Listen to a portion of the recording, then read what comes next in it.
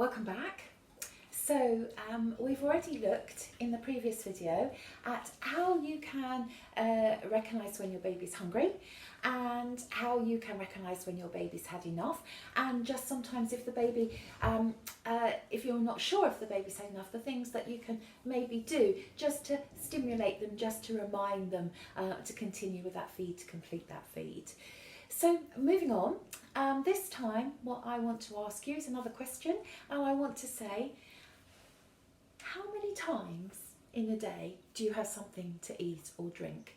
And I'm sure we'll all say something different, but if you look for each of us over a 24-hour period, we probably have roughly the same amount of calories each day. I probably had the same amount of calories yesterday as I'm going to have today, as I'm going to have tomorrow. Over my 3 meals a day, those meals are not spread out 8 hours apart, and those meals I probably don't have the same amount of calories each meal time. But over a 24-hour period, I probably have the same amount of calories. If I was to be at work or be busy and be unable to miss a meal, by the time I then have my evening meal, my sugar levels might have really dropped. But actually my system is mature enough that by having that food, it can pick my sugar levels back up again. This isn't the case for your baby. So when we think about our babies, we think about what we call cluster feeding. So when we're thinking about cluster feeding, we're thinking perhaps like over a 12-hour period. Now let me just tell you that babies feed frequently, yeah? Contrary to sometimes what you see on the TV, the babies just sleep and, got a great baby, it doesn't, it sleeps lots of the time. They do sleep a lot of the time, but they also feed a lot of the time too. And that will be, of course, very frequently in the night as well as in the daytime, yeah? So that's why it's important for you to rest when your baby is resting, because this is a completely different sort of pattern of life that you're just embarking on, and it can be really tiring. And what's most important, what you need to focus on the most, is that time enjoying your baby. You can spend hours just looking at cuddling your baby, feeding your baby, spending time with your baby, and those hours are never wasted, because as those of us with older children will always say, they grow up far too fast. So enjoy those times, dust, oh yeah, don't worry about that, so enjoy your baby. So thinking of this cluster feeding business, if we look, for example, over like a 12-hour period, so maybe 12 hours ago your baby fed and had a fabulous feed, yeah? And then maybe an hour later, so 11 hours ago, your baby had another feed.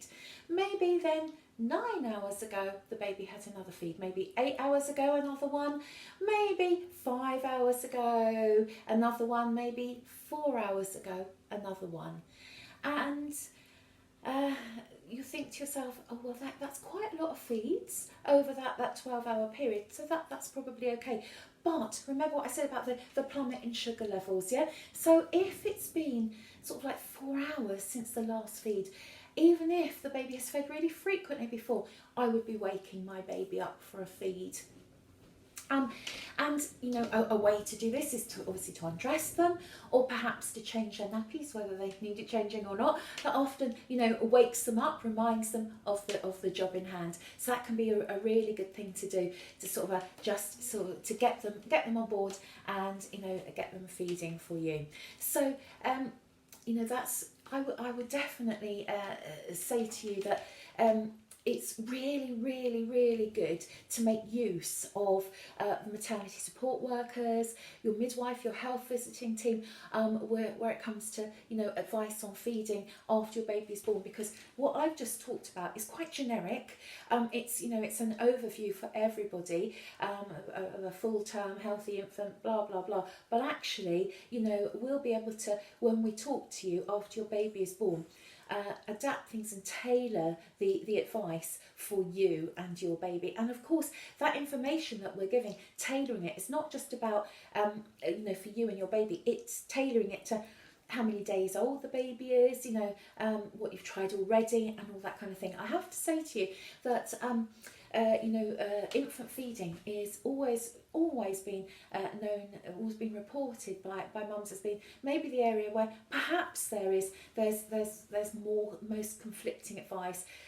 But actually, I hope that in these days that will not be the case for you.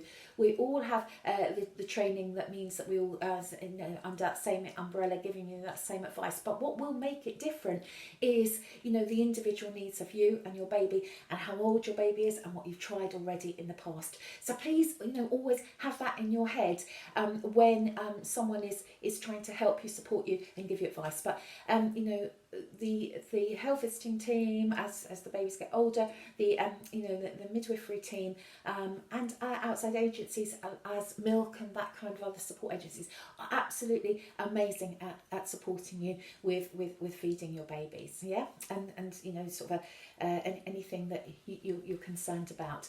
I am going to move on now. And I'm going to talk about, the more practicalities of things, so getting the baby at the breast, all that kind of thing, and talking about all sorts of things around the practicalities of feeding now. I think that it's probably as well to start that afresh with a new video. So we might just stop here, and I'll continue with a new video and start again. So bye for now. See you in a few minutes.